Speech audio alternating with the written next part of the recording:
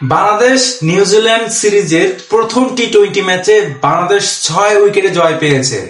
বাংলাদেশ প্রথম টি-20তে 6 উইকেটের বড় জয় পেয়েছে এবং 18 ওভার খেলা শেষ করেছে বাংলাদেশ।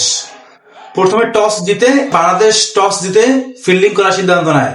নিউজিল্যান্ড দল তারা প্রথমে ব্যাটিং করে।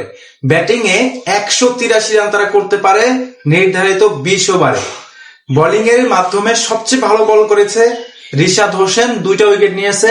শেখ মেহেদী হাসান 1টা উইকেট নিয়েছে। তানজিম সাকিব 1টা উইকেট নিয়েছে। বাকিরা কিন্তু বোলিং এ ভালো কিছু করতে পারেনি। শরীফুল ইসলামরা আজকে প্রচুর মার খেয়েছেন। তাদের হয়ে ভালো ওভার ব্যাটিং করেছেন ক্লার্কসন, আরো অনেকেই ভালো ব্যাটিং করেছেন। সেই জায়গাটিতে এক পর্যায়ে তারা মনে হচ্ছিল 200+ রান করে ফেলবে। সেই জায়গায় তারা 183 রানের একটা টার্গেট তারা দেয় বাংলাদেশকে। বাংলাদেশ যখন ব্যাটিং এর নামে 2 ওপেনার তানজিদ তামিম এবং সাইফ হাসান তারা সুবিধা করতে পারে নাই। সাইফ হাসান 17 রান করে আউট হন এবং তানজিদ হাসান তামিম তিনি 25 বলে 20 রান করেন। সদ্য তিনি টেস্টে ডাক পেয়েছেন। সেই জায়গায় তার পারফরমেন্স 25 বলে 20 রান। এই অবস্থায় তৃতীয় উইকেটে আসেন লিটন কুমার দাস। সেই লিটন দাস এসেও তিনিও কাজের কাজ করতে পারেন নাই, দলকে বেশিক্ষণ সার্ভিস দিতে পারেন নাই, বেশি রান করতে পারেন নাই। তারপরে 4 নম্বর পজিশনে আসেন ওইখানে তাওহিদ হৃদয়। পারভেজ ইমনকে 4 নম্বরে খেলার কথা ছিল, কিন্তু পারভেজ ইমন 4 নম্বর না খেলে তাকে 5-এ পাঠানো হয়। তাওহিদ হৃদয়কে পাঠানো হয় 4 নম্বরে। তাওহিদ হৃদয়টা করেছেন 31 বল থেকে 50 রান করে তিনি দলকে একেবারে দারুণভাবে এগিয়ে নিয়েছেন এবং দলকে পুরো দমে আজকে ম্যাচ জেতার সবচেয়ে বড় অবদান এই তাওহিদ হৃদয়।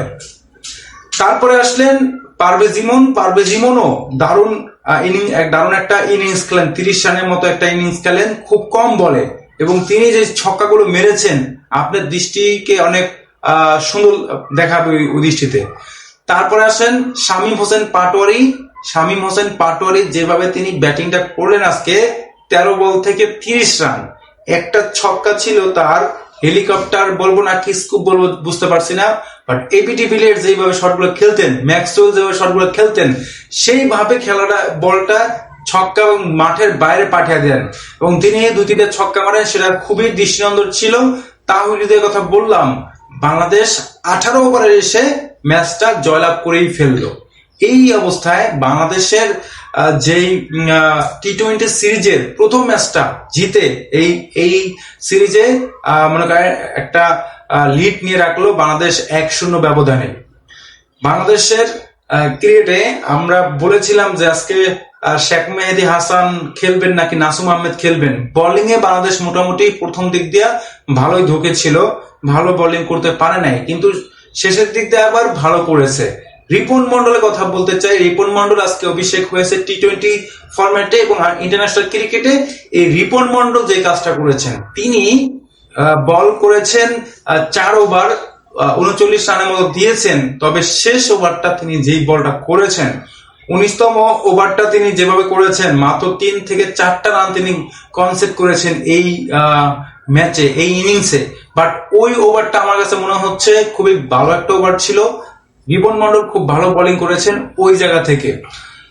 শরীফুল ইসলাম, তানজিম সাকিবরা ভালো বেশি বল করতে পারেন নাই, তবে ব্যাটিং এ আজকে মিডল অর্ডার একেবারে পুষিয়ে দিয়েছে। মিডল অর্ডার যেভাবে ব্যাটিংটা করেছে তারা, পারভেজ ইমন বলেন, তাহিদ হৃদয় বলেন, শামীম হোসেন পাটোয়ারি বলেন, অনেকদিন পর মিডল অর্ডার ব্যাটসম্যানরা এইভাবে খেললেন।